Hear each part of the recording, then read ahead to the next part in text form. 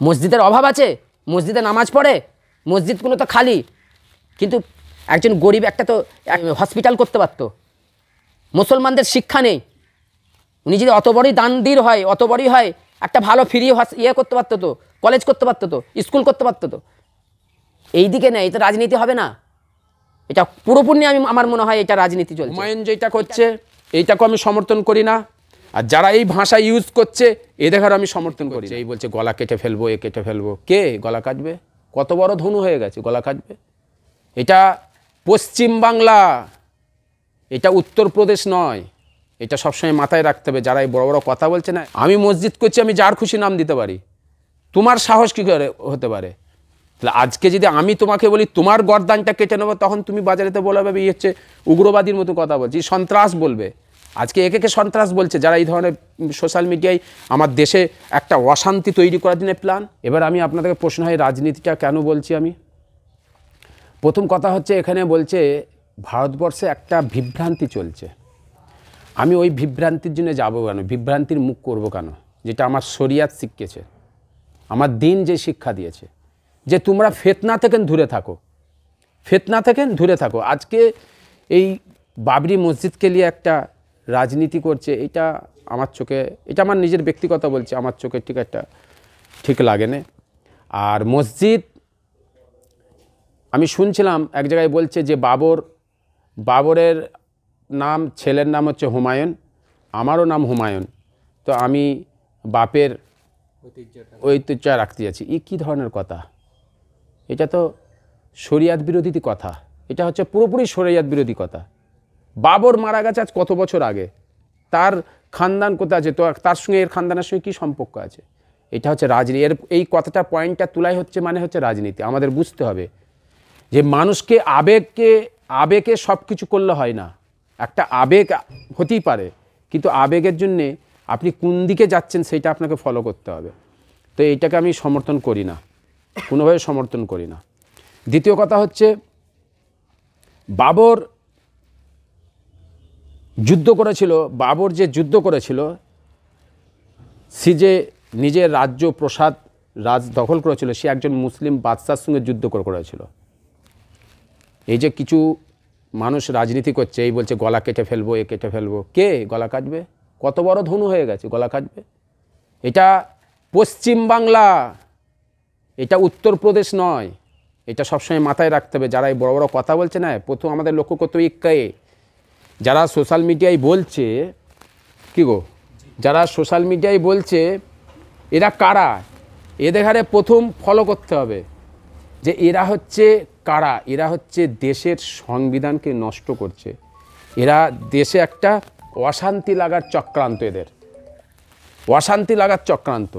আজকে আপনি বলেন আমি মসজিদ করব, আমি আমার আল্লাহকে খুশি করার জন্য করব, আমি যে কোনো নাম দিতে পারি, আমি হুমায়ুনের নাম দিতে পারি, বাবরের নাম দিতে পারি, আমি আপনার তাজমহল, আমাদের হচ্ছে শাহজাহানের নাম দিতে পারি, আমি যার খুশি নাম দিতে পারি। তোমার বুক ফাটছে কেন?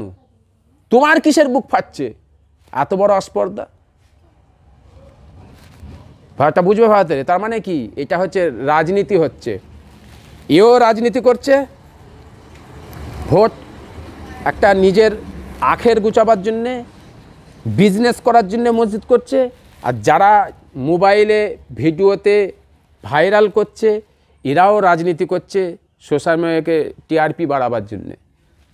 ব্যাপারটা বুঝবেন ভারতের। ফার্স্ট কথা হচ্ছে মসজিদ আল্লাহর ঘর, আমি মুসলমান, আমার দেশ আমাকে রাইট দিয়েছে মসজিদ করার জন্যে, আর এক ধর্মকে রাইট দিয়েছে তার মন্দির করার জন্যে, আর একজনকে দিয়েছে গির্জা করার জন্যে, সে করতে পারে। কিন্তু তোমার সাহস কী করে হলো তুমি এই ধরনের কথা বলছো? কিসের সাহস তোমার? আমি মসজিদ করছি, আমি যার খুশি নাম দিতে পারি, তোমার সাহস কী করে হতে পারে? তাহলে আজকে যদি আমি তোমাকে বলি তোমার গর্দানটা কেটে নেবো, তখন তুমি বাজারেতে বলবে এই হচ্ছে উগ্রবাদীর মতো কথা বলছি, সন্ত্রাস বলবে। আজকে একে সন্ত্রাস বলছে যারা এই ধরনের সোশ্যাল মিডিয়ায় আমার দেশে একটা অশান্তি তৈরি করার জন্য প্ল্যান। আমি মসজিদ করছি, আমি যার খুশি নাম দিতে পারি, তোমার সাহস কী করে হতে পারে? তাহলে আজকে যদি আমি তোমাকে বলি তোমার গর্দানটা কেটে নেবো, তখন তুমি বাজারেতে বলবে এই হচ্ছে উগ্রবাদীর মতো কথা বলছি, সন্ত্রাস বলবে।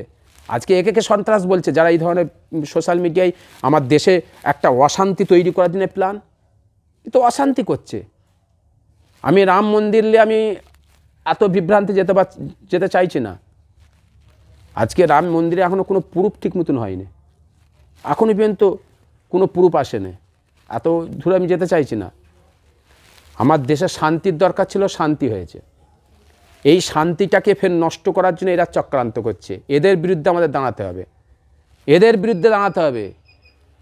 এইটাই হচ্ছে আমার দেশের সম্প্রীতি, এইটাই হচ্ছে আমাদের সকলকে ঐক্যভাবে হতে হবে।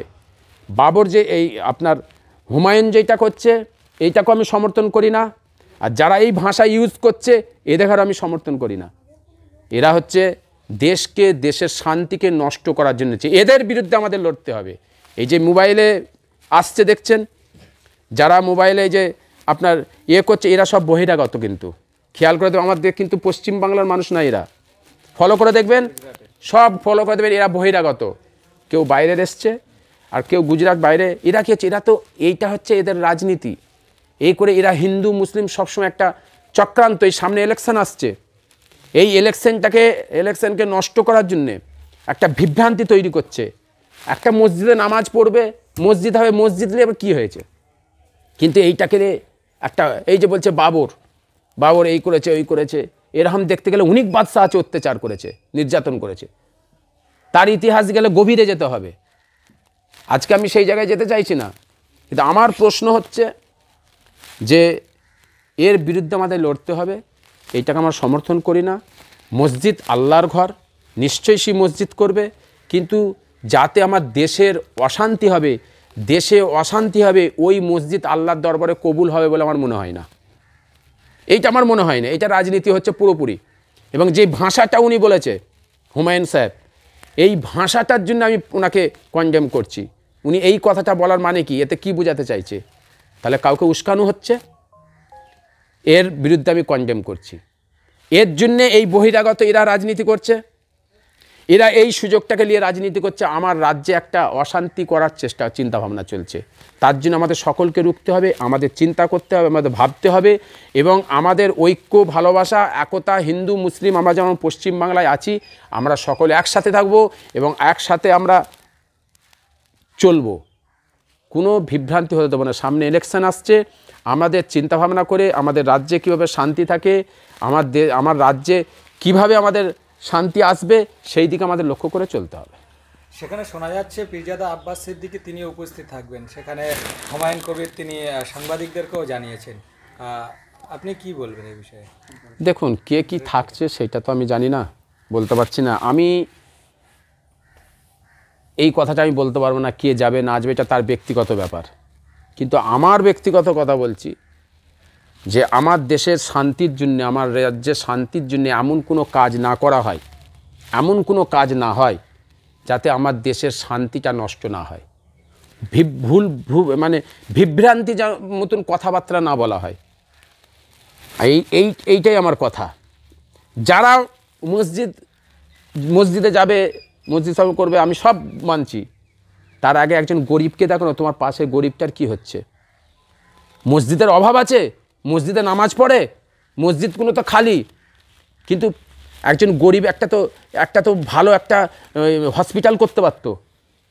মুসলমানদের শিক্ষা নেই, উনি যদি অত বড়ই দানদীর হয়, অত বড়ই হয়, একটা ভালো ফ্রি করতে পারতো তো, কলেজ করতে পারতো তো, স্কুল করতে পারতো তো।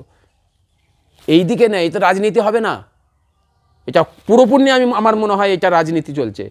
এটা হচ্ছে আমি তো বলবো এইটা নিজের একটা প্ল্যানিং তৈরি হচ্ছে, নিজে একটা দল তৈরি করার, একটা নিজেকে ভাইরাল করার জন্যে, নিজেকে পশ্চিমবাংলায় ভাইরাল হওয়ার জন্যে, ভোট একটা নিজেকে মুক্তির মধ্যে আনার জন্য এটা করছে, তাছাড়া কিচ্ছু নাই। তাই আমি বলছি ফুরফুরা দরবার শরীফ থেকে পীরজাদা নাজিমউদ্দিন সমস্ত পশ্চিমবাংলার সমস্ত ধর্মের মানুষকে আমি লক্ষ্য করে বলছি, এখান থেকে না আপনারা দূরে থাকবেন। আমাদের শান্তি আগে, আমার রাজ্যের শান্তি আগে, এইটা আমাদের লক্ষ্য করতে হবে। কে কি বলছে জানি না, একটাই আমাদের লক্ষ্য থাকবে, আল্লাহর দিকে খেয়াল করতে হবে। আমাদের লক্ষ্য আল্লাহকে খুশি করার জন্যে। শরিয়াত কোনো দিন দেয়নি কাউকে, মানে রাইট দেয়নি সেই বিভ্রান্তিমূলক জিনিস করে রাজ্যে বা দেশে অশান্তি তৈরি করা। এটাকে আমি কন্ডেম করছি।